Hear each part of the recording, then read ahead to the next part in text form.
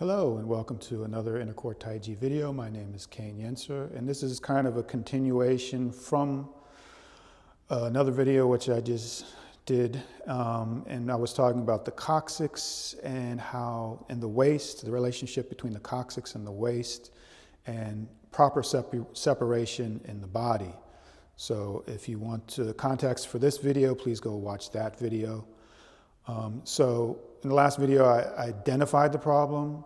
So now what I'm going to do is show you kind of how to fix the problem, okay, how to address the problem. And the problem, if you watched the last video, was the hips. Your hips were not loose enough or released enough to get enough play so that the coccyx during your form or push hands or standing stays at the center of your structure, or in other words, under the upper body and over the legs properly, so that as we move, the coccyx doesn't stay in place and it's just the upper body and the lower body that oscillate. Okay, so that coccyx has to go wherever you go and always stay at the center of the structure. Okay, it's not easy to achieve. It takes a long time to be able to get the waist, the hips, and the soft tissue around the hips open. And like I said in the last video, the linchpin to the hips is in the coccyx in this area here, okay? And this area here is very difficult to get at because it's at the center of your body, the center of your mass, and it's the first thing to stiffen up as we get older.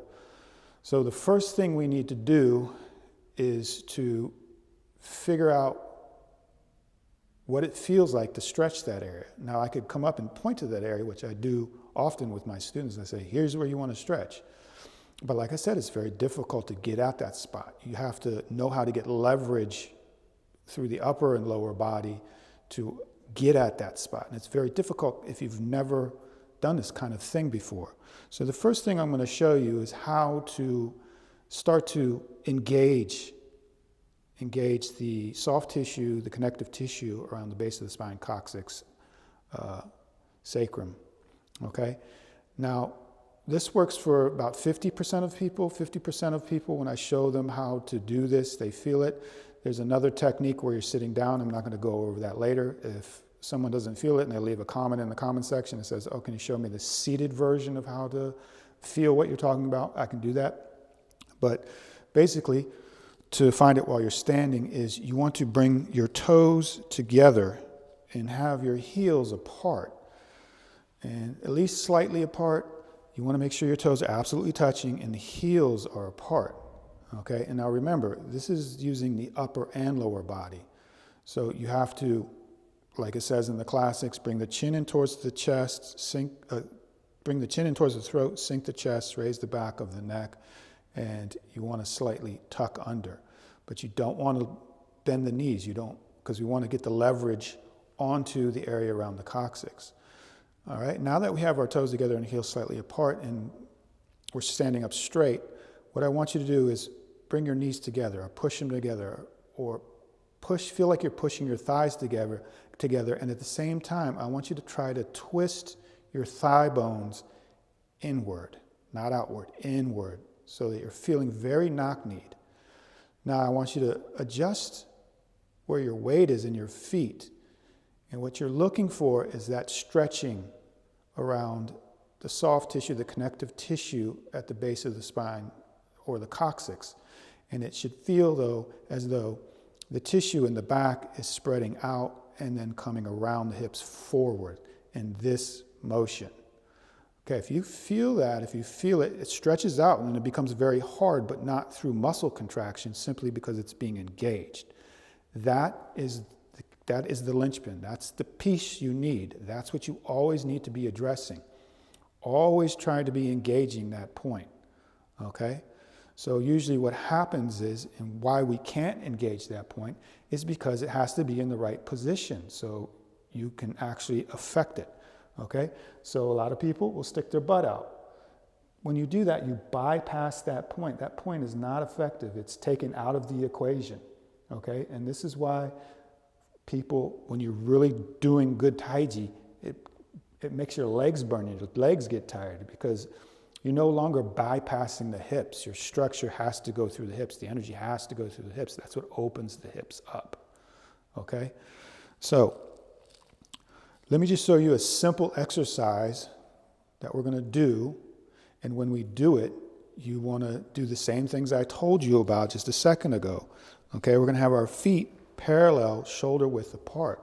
Now, you want to feel as though you're pigeon-toed, at least for most people. Okay? When I show people this exercise, what happens is their toes start to migrate out into a duck stance. Okay? Now, if you look at this stance, and notice a lot of people as they get older, they start to stand like this. What this stance does is it pushes that tissue in, and it makes this more stiff. So that's the purpose of having parallel feet, shoulder width apart, with the toes feeling as though they're pigeon-toed. And they're actually not pigeon-toed, you just have parallel feet. Okay? Now, at the same time, you also want to have that rotating in of the thigh bones. Okay? If not, the knees bow out. Because remember, we're trying to get access or leverage on the coccyx. And if the knees even slightly bow out, once again, you start bypassing that place. And it's very easy to bypass it because it's tight, once again. Now what we're going to do is we're going to first sit down. Now as we sit down, once again, don't let the knees bow out. Now I know a lot of teachers tell you to bow your knees out. That's not correct. It's not incorrect, it's not correct, because what determines that is whether or not you feel that engagement I was talking about, the spreading out from the center of the base of the spine. So when you feel that, your knees are in the right position. Okay? And you can play in this position, move the knees in, knees out, and see what that does to the lower back and make sure that's getting engaged. If it's not, there's probably a problem with your upper body. You're probably not sitting up enough. You're leaning forward. Remember the term bypassing the hips. The weight has to go through the hips. Okay? Now we're going to rise without letting the knees bow out. And when you do this correctly, you're going to feel a higher pressure, a more concentrated pressure in the bubbling wells. That's an indicator you're doing it correctly. And now what we're going to do is let the head go and then roll down, keeping the knees from bowing out, keeping the feet from bowing out. And don't worry about how far you go down. The point is, are you getting the stretch around the area I'm talking about? That's key. That's key to getting the hips open. So make sure the arms are heavy, the head is heavy. That indicates relaxation. And you're just going to roll down. And when you're hanging out down here, play with the turning in of the thigh bones. And if you can get it to the shin bones, and then activating that place. And as you come up and down, keep the area around the coccyx that I'm talking about engaged the whole time. It should always feel engaged and pulling. Okay? And you can repeat this movement, which we do in my class. This is one of the basic exercises. And come up and then repeat. Remember to focus in on not letting the thigh bones twist outward, the knees outward, but they want to twist inwards. And they're actually not twisting inwards, they're simply staying in place. Because the more you bend over and the tighter your coccyx is, the more it's going to affect the knees bowing out. Okay? And you want to do this exercise enough so you can hone in on that spot. And it's not just during this exercise, it's during the form. And what I always recommend is doing standing. And when you want to do your standing, whatever stance it is, that place that I'm talking about always wants to be engaged. Okay? Don't let the weight of the upper body bypass the hips. Okay? So this is incorrect. Here, now I can feel it in the middle of my back. If I bring the coccyx forward, now the coccyx is at the center of my structure and mass, and the energy has to go through that. And that energy is what pushes the coccyx open. Once you start getting the coccyx open, what you're going to start to realize over time is this tissue, the soft tissue all around the hips is going to release. And as you do your form, what you're going to feel is it feels as though your whole life, your muscles have been sewn to your bones. you're going to feel a separation of the soft tissue and the bones. And what the soft tissue is going to do is it's going to start moving around and twisting around the bones. And it's going to go back and forth. That's when you know you really have something. And that's when you really are able to truly separate, not just the weight, but full and empty. Okay? So, if you have any questions, leave them down in the comment section. Please like the video. Please subscribe.